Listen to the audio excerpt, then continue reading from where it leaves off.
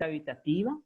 Por la ansiedad puede llevar conducta evitativa, de repente no voy a acercarme o no voy a hacer tal cosa o voy a andar pianito porque a saber si es que me equivoqué en algo, voy a tratar de pasar desapercibido o me voy a poner más a las pilas en la sala para que él mire que estoy trabajando.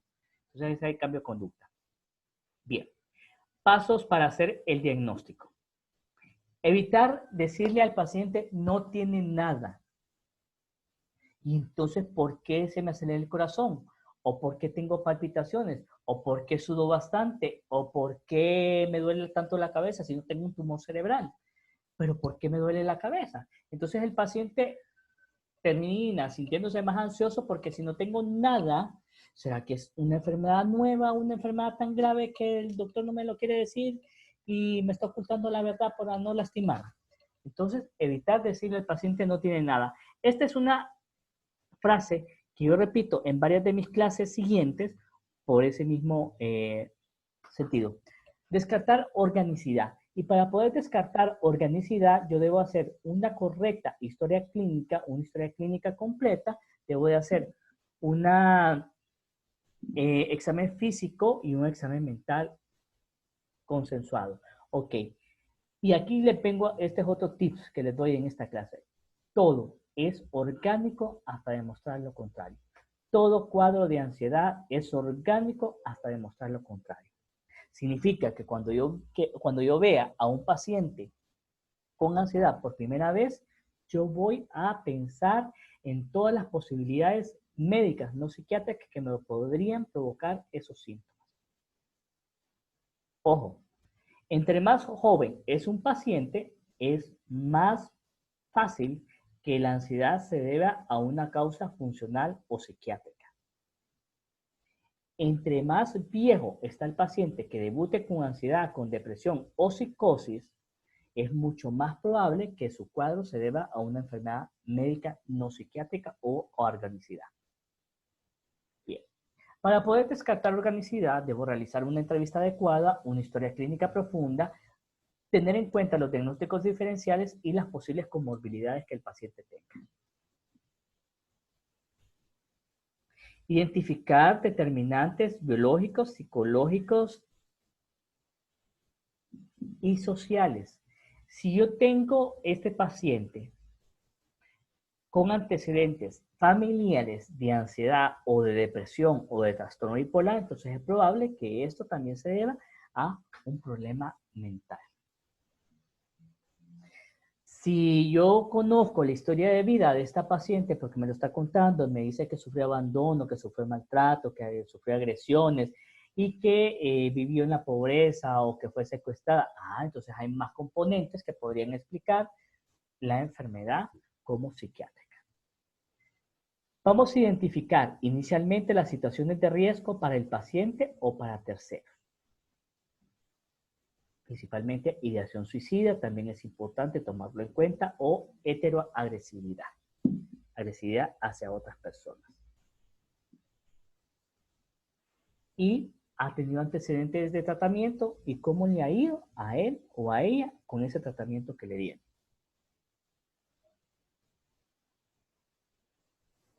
Bien, ¿cuál es la ansiedad primaria de la cual podríamos hablar en las siguientes clases? Trastorno de ansiedad fóbica, tenemos la fobia social y la fobia específica. Trastorno de angustia o de pánico. Trastorno de ansiedad generalizada, que es uno de los trastornos más frecuentes. Trastorno obsesivo compulsivo. Reacción de estrés agudo. Reacción de estrés o trastorno de estrés postraumático. También tenemos por ahí el trastorno de adaptación, que también es un trastorno que hay que tomarlo en cuenta. Muy bien. Voy a mostrarles si ven la diferencia, se la voy a volver a poner. Estas son los trastornos de ansiedad primaria.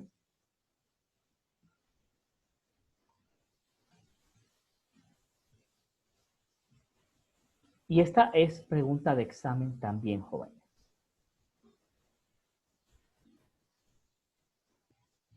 ¿Qué les llama la atención de la diapositiva anterior y de esta? La ansiedad primaria más por ya es algo funcional, mientras que la secundaria sí tiene una causa orgánica. Ajá, correcto. ¿Y qué ven ahí en esta diapositiva que les estoy presentando? Hay más causas de secundaria que de primaria. Exactamente. Gracias, Stephanie. Entonces tenemos que una diabetes debutante o descompensada me puede dar síntomas de ansiedad. Una hipoglicemia me puede dar síntomas de ansiedad. O pueden parecer síntomas de ansiedad. Hipertiroidismo, menopausia, que no es una enfermedad, pero que sí hay una desregulación hormonal que pueden dar síntomas que pueden asociarse a ansiedad. Vértigo, temblor esencial, epilepsia. Hay algunas epilepsias parciales que pueden manifestarse con síntomas de ansiedad, migraña, enfermedad cerebrovascular, esclerosis múltiple, arritmias cardíacas, infarto del miocardio, insuficiencia cardíaca, insuficiencia coronaria, hiperventilación, asma, edema pulmonar, embolia pulmonar, EPOC, neumonía, síndrome premenstrual, lupus eritematoso sistémico, acidosis, desequilibrio hidroelectrolítico. Importante, el desequilibrio hidroelectrolítico es bien importante principalmente en los adultos mayores. A veces los niveles bajos de sodio podrían llevar a pacientes con síntomas de ansiedad o síntomas confusionales agudos. Porfiria aguda intermitente, uso de antihipertensivos, antihistamínicos, antidepresivos, broncodilatadores, la cafeína, la cocaína, la marihuana, algunos antibióticos y otras enfermedades mentales como la depresión, como la demencia, como la hipocondria, como la anorexia, va a tener síntomas de ansiedad. Entonces, ahí la importancia de poder identificar y poder descartar todas las enfermedades que se podían presentar. Disculpe, doctor. Ándeme. Ciertos medicamentos también lo pueden llevar a un síndrome de ansiedad. Por ejemplo, la midrolona causa trastornos a nivel tiroideo. Correcto. Entonces, todo esto se tiene que considerar y valorar en la utilización de medicamentos en el paciente y estar, que el paciente esté informado de los posibles efectos adversos que puede tener y que puede llevar pues, a desarrollar otro tipo de molestias, otro tipo de patologías o que se puedan incrementar los síntomas de ansiedad.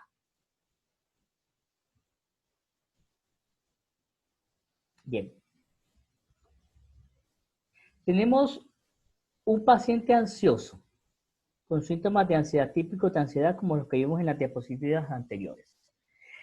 Y reconocemos en el paciente un factor orgánico, debutando con diabetes, debutando con cáncer, con lupus, con un agravamiento de la sintomatología de su enfermedad de base. Entonces podríamos asociar la ansiedad a la enfermedad médica. Tratamiento, tratar o compensar la enfermedad médica, entonces así se va a disminuir los síntomas de ansiedad. El paciente está debutando o está en una crisis de hipertiroidismo. ¿Cómo va a mejorar? Normalizándole el hipertiroidismo, tratando que la tiroides funcione de una forma adecuada. En esa misma medida, el paciente va a mejorar.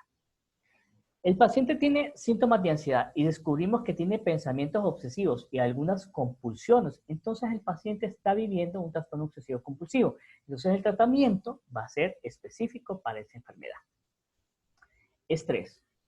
Puede ser un cambio biográfico, como mudarse de ciudad, como perder su trabajo, como quedar viudo, divorciarse, romper una relación.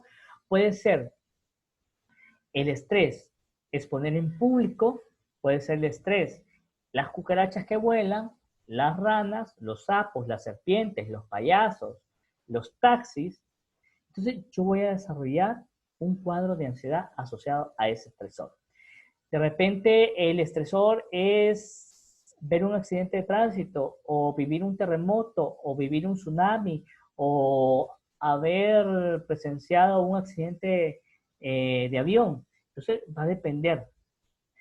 Si la ansiedad está asociado a un miedo irracional a objetos, sapos, payasos, ranas, cucarachas, ratones, que la mayoría de gente no le tendría miedo, pero que el paciente desarrolla un miedo irracional a ese objeto y evita tener contacto con payasos, con ratones, con serpientes, entonces estoy hablando de una fobia específica. Si la ansiedad y el estresor se debe a una exposición social, como hablar en público, y evito hablar en público, entonces se puede hablar de una fobia social.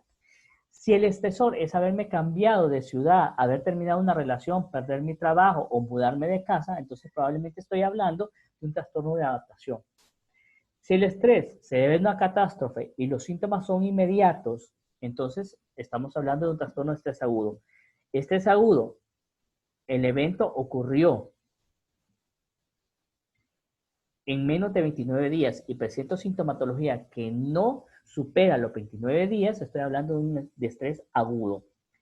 Pero si la sintomatología después de ese terremoto, después de esa inundación, después de ese accidente vehicular, persiste más allá de 29 días, estoy hablando de un trastorno de estrés postraumático. Si los síntomas de ansiedad se presentan con preocupación, con una duración de 6 meses, entonces estamos hablando de un trastorno de ansiedad generalizada. Y si los síntomas de ansiedad se acompañan de depresión y ninguno de los dos predomina uno sobre el otro, entonces estamos hablando de un trastorno ansioso depresivo. Y jóvenes, es el resumen de las siguientes clases en este esquemita. Bueno, evaluación diagnóstica. Paciente con ansiedad, a repasar. Si tiene una enfermedad física o se debe la sintomatología ansiosa a síntomas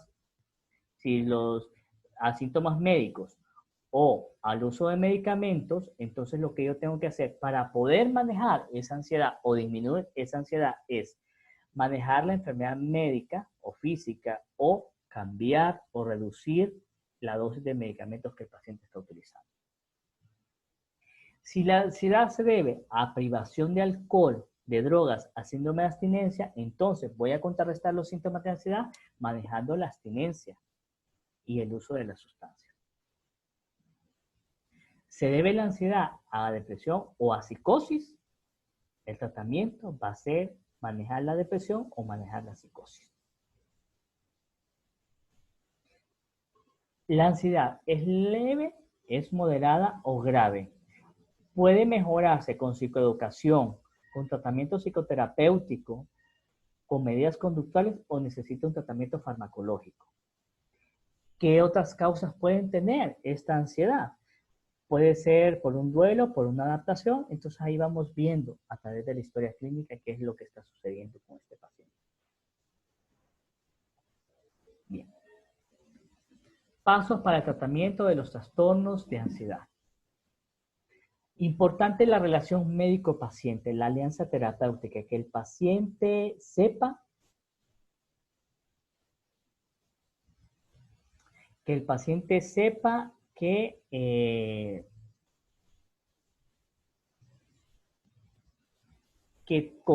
debe confiar en su médico, que su médico conoce la patología y que le va a dar un tratamiento oportuno o idóneo. Psicoeducación, ¿qué significa eso? Que el paciente debe de saber cuál es su enfermedad, cuál es su pronóstico, cuál es su tratamiento. Les voy a mostrar algo que yo hago con mis pacientes. A ver si pueden verlo a través de la cámara. Este es uno de los pacientes que estoy manejando yo todo de forma virtual.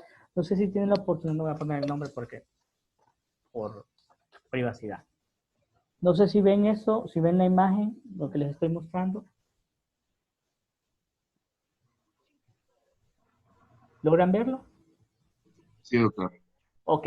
Sí. Muy bien. Esto es algo que yo hago con todos mis pacientes, y más ahorita que estoy atendiendo de forma virtual. Yo les digo a mis pacientes cómo se llama su enfermedad, cuál es el tratamiento que va a seguir, cómo se va a tomar los medicamentos. Yo hago un esquemita, nombre del medicamento, dosis del medicamento, desayuno, almuerzo y cena y efectos adversos, para que el paciente sepa cómo se llama la enfermedad, cómo se llaman las pastillas que está tomando y cuáles son los posibles efectos que el paciente va a vivir. Esto lo hago con el fin de que el paciente pues tenga conocimiento. Hay algunos pacientes que van a mejorar con psicoterapia, otros que van a mejorar con tratamiento, pero lo que dice la literatura es que la combinación de psicoterapia y psicofármacos va a tener mejor resultado que uno o que el otro por separado. Y considerar cuáles son los criterios para remitir al psiquiatra. Tenemos tratamiento, un tratamiento inmediato o agudo y un tratamiento a largo plazo o a mediano plazo. El tratamiento a corto plazo, estamos hablando de los primeros 3 meses de tratamiento. ¿Qué es lo que buscamos? No vamos a buscar la curación del paciente. Vamos a buscar la disminución de la intensidad y frecuencia de las crisis. Si este paciente tiene crisis de pánico que le ocurren todos los días, 2 o 3 veces al día, lo primero que voy a buscar en estas 12 primeras semanas es que las crisis sean menos frecuentes o menos intensas. Control de la ansiedad anticipatoria y de las conductas evitativas. Devolverle hasta cierto punto el grado de funcionalidad al paciente en esas primeras 12 semanas. Y el tratamiento combinado, psicofármacos y psicoterapia, es mucho más efectivo que uno o que el otro dado por separado. A largo plazo, estoy hablando más allá de los 3 o 4 meses. El control sobre los síntomas. Reducir las tasas de recaída. Y la terapia cognitivo-conductual es la más efectiva. No estoy diciendo que el tratamiento va a durar solamente 3 o 4 meses. El tratamiento puede durar 6 meses, 1 año, 2 años, 3 años o ser mucho más prolongado. Pero al paciente yo no le voy a decir que va a tomar el tratamiento por 3 años. No, porque ahí lo voy a asustar y se va a salir, se va a fugar. No, el paciente voy a empezar yo con 6 meses, a los 6 meses vamos reevaluando. De modo que el paciente se vaya adaptando al tratamiento. Bien, en relación al tratamiento de la ansiedad, me es importante a mí aliviar los síntomas y reducir riesgo de recaídas. Eso es importante.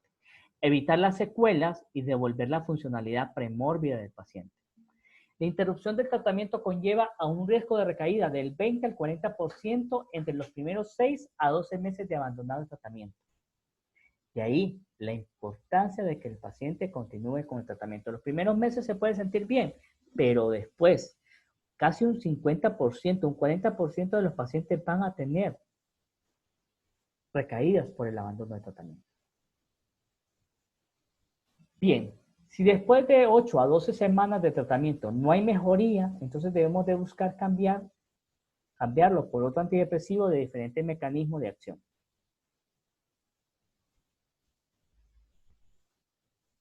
Intervención del equipo multidisciplinario que favorece la adherencia, importante la psicoeducación,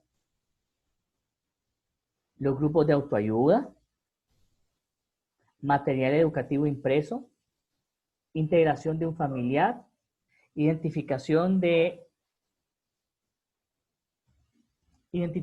y abordaje de los factores de riesgo asociados a la ansiedad.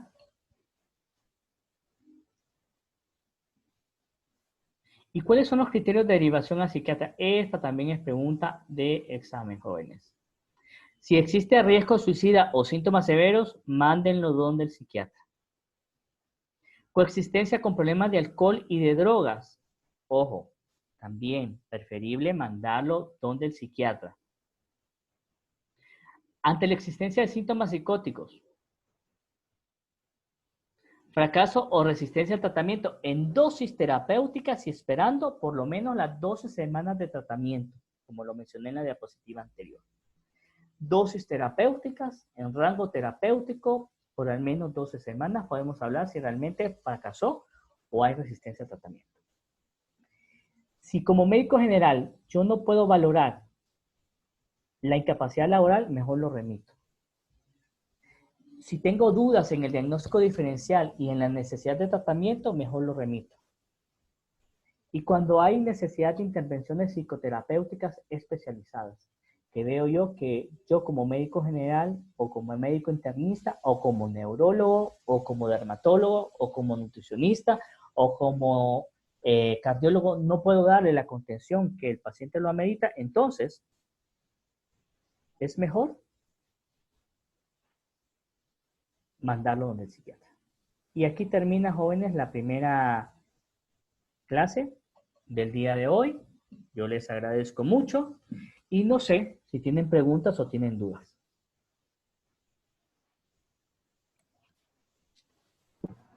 Claro, doctor. Los demás que no he escuchado las voces. Ah, claro, doctor. Ok. Yo tengo una pregunta. Mándeme, señor. Al principio, en la reunión anterior que estaba hablando acerca de los diferentes tipos de trastornos de ansiedad, puede haber alguna situación donde se combinen, digamos, las manifestaciones de uno con otro. Comorbilidades. José Las, Jorge, las manifestaciones clínicas. ¿cómo, si me explicas bien? Es que creo que había una diapositiva donde mostraba como diferentes trastornos y los agrupaba en manifestaciones y después como que se entrelazaban. Era como unos diagramas de Venn, pero pues, Ok. no sé si. Mira, hay ¿cómo te explico? Vamos a ver. El síndrome de ansiedad es vasto. Tiene síntomas a nivel cognitivo, a nivel emocional y a nivel conductual. Dependiendo de cuáles son los síntomas que predominan en estos pacientes, se va a decir si el paciente tiene una crisis de pánico, es un trastorno por pánico, si es un trastorno de ansiedad generalizada, si es un trastorno mixto ansioso depresivo, si es un trastorno de estrés postraumático. Puede ser que inicialmente el paciente tenga una fobia social, que las crisis de pánico aparecían únicamente al exponerse a la crítica de los demás al momento de una exposición, de una charla, pero que después, con el paso del tiempo, además de la fobia social, este paciente desarrolló trastorno de pánico y se puede dar. Se puede dar con morbilidades también, con depresión, se puede dar con morbilidades también con otros trastornos de ansiedad.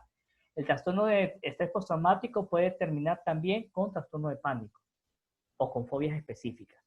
El trastorno de fobia social puede terminar en trastorno de pánico o puede terminar con depresión o con consumo de alcohol. Entonces hay comorbilidades. Si es a eso a lo que te refieres. Ok, sí, muchas gracias, doctor.